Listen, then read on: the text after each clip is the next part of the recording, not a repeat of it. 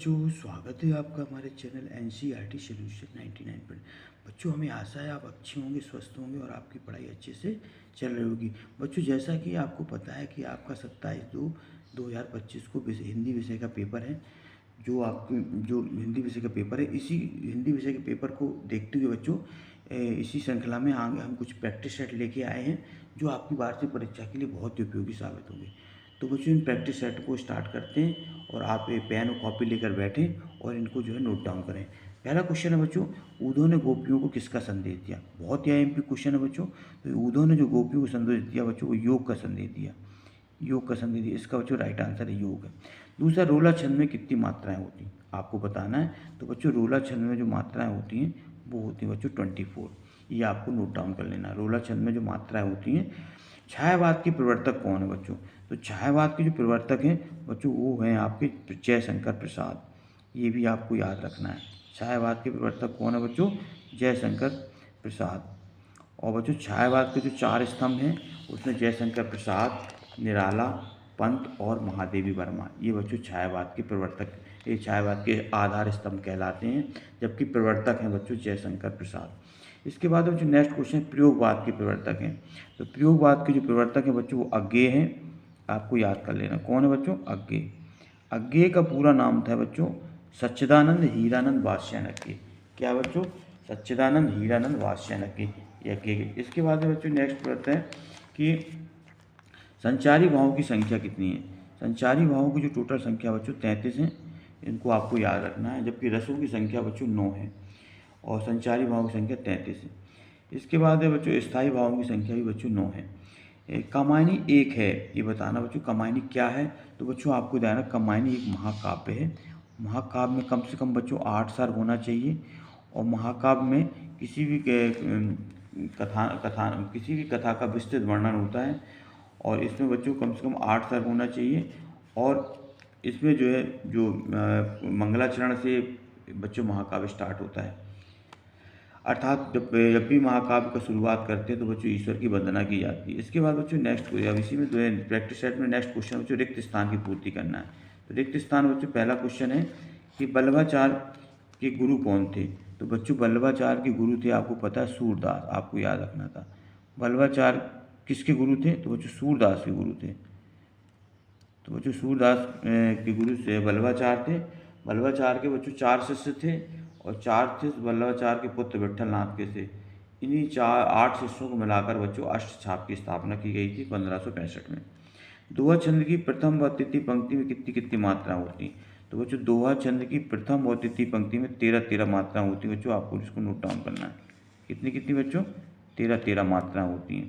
पहले और तीसरी पंक्ति में 13 और दूसरी और चौथी पंक्ति में बच्चों 11 मात्रा होती है। तो आपको इसको याद रखना 13 और 13 मात्रा होती हैं दोहा छंद की प्रथम और तृतीय पंक्ति में।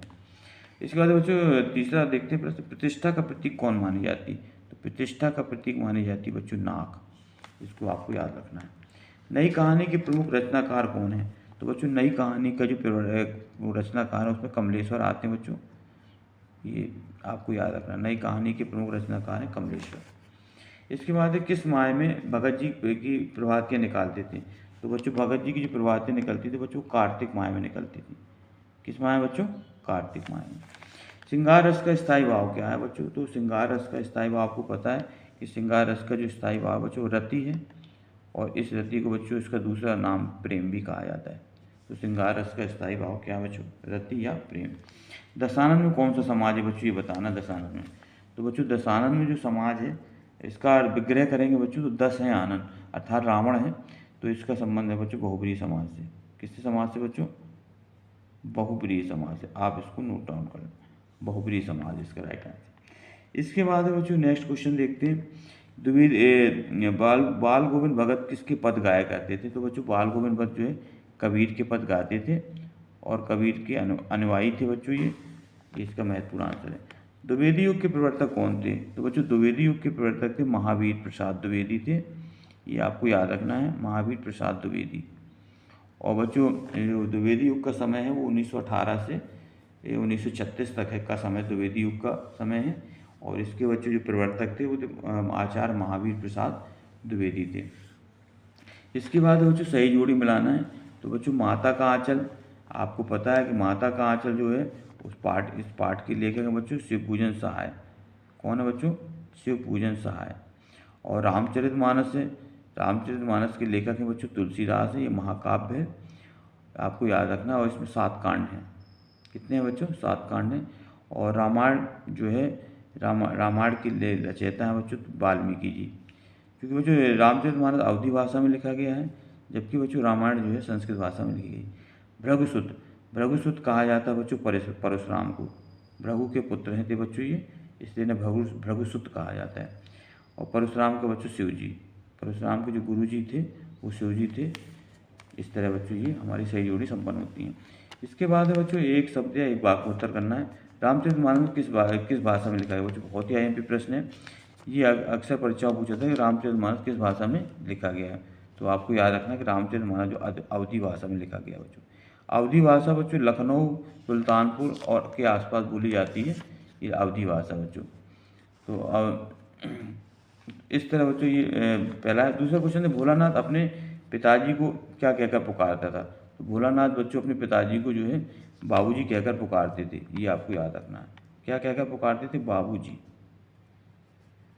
इस तरह बच्चों ये इसका बाबूजी राइट आंसर है। दूसरा बच्चों रिपोताज किस भाषा का शब्द है?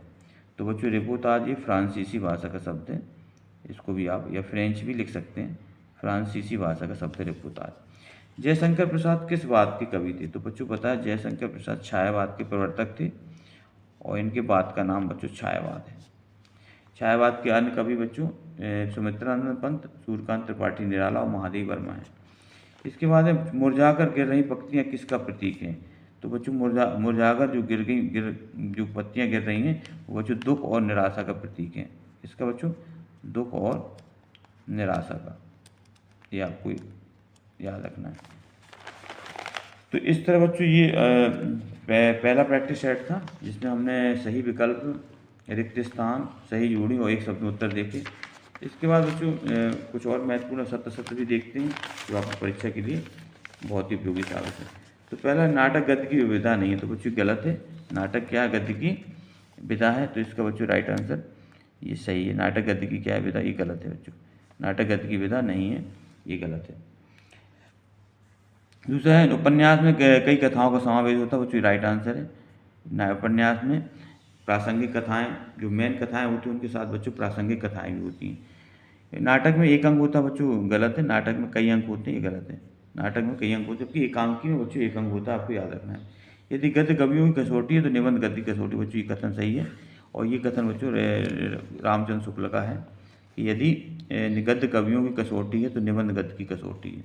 ये बच्चों रामचंद्र शुक्ल का कथन है, वही सही और भी राइट बच्चों, राइट कथन है ये। एक अंक वाली रचना को कहानी कहते हैं बच्चों, गलत है। एक अंक वाली रचना को एकांकी कहा जाता है।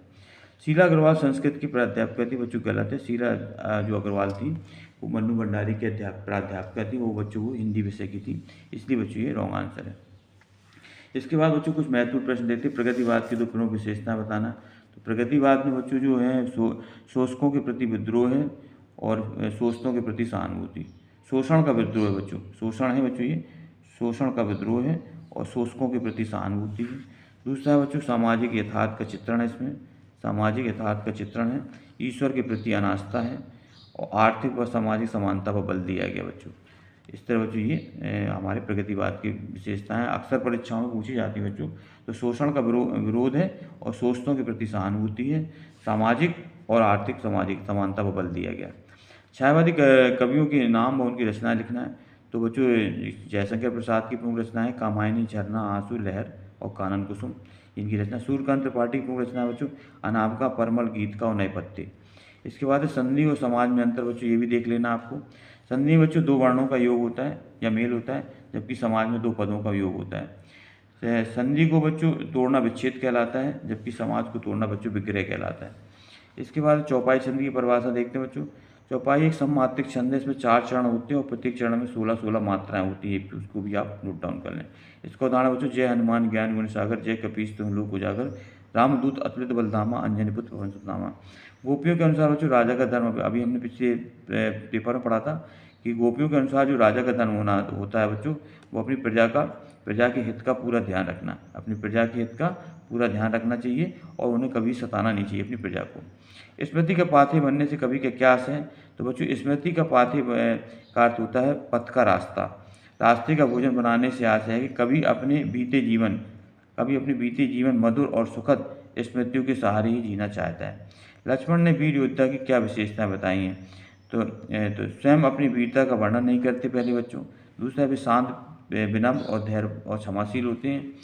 वे दूसरों का आदर करते हैं और वे खुद पर अभिमान नहीं करते। तो बच्चों ये जो है लक्ष्मण ने वीर योद्धा की विशेषताएं बताई हैं, इनको भी आप देख लें।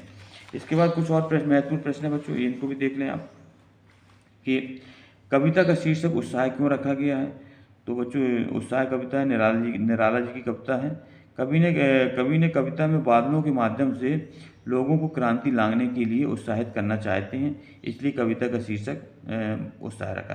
बच्चों जो निराला जी की कविता है उत्साह, इसमें बच्चों बादल को क्रांति का प्रतीक माना गया है और बादलों के माध्यम से लोगों में क्रांति लाने के लिए उत्साहित करना चाहते हैं, इसलिए कविता का शीर्षक उत्साह रखा गया। भगत की पुत्रवधू ने अकेला क्यों नहीं छोड़ना चाहती थी? तो बच्चों बुढ़ापे में भगत को कौन भोजन कराएगा, बीमार पड़े तो कौन सहारा देगा, इन्हीं सब बातों को ध्यान रखते हुए कि भगत की पुत्रवधू उन्हें अकेला नहीं छोड़ना चाहती थी। भक्ति काल की दो विशेषता है बच्चों। भक्ति काल की जो महत्वपूर्ण विशेषता भक्ति की प्रधानता है, गुरु का महत्व है, समन्वय की भावना, अहंकार का त्याग और लोक कल्याण की भावना। इस तरह बच्चों ये भक्ति काल के महत्वपूर्ण फैक्ट हैं या इन्हीं को आप विशेषताएँ कहते हैं। छायावाद की दो विशेषताएं लिखना। तो छायावाद में बच्चों राष्ट्रीयता की भावना है, नारी सौंदर्य और प्रेम का चित्रण है, कल्पना की प्रधानता है, नारी के प्रति सम्मान की भावना और मानवतावाद और रहस्यवादता। ये बच्चों छायावाद के महत्वपूर्ण विशेषताएं या उनके लक्षण हैं।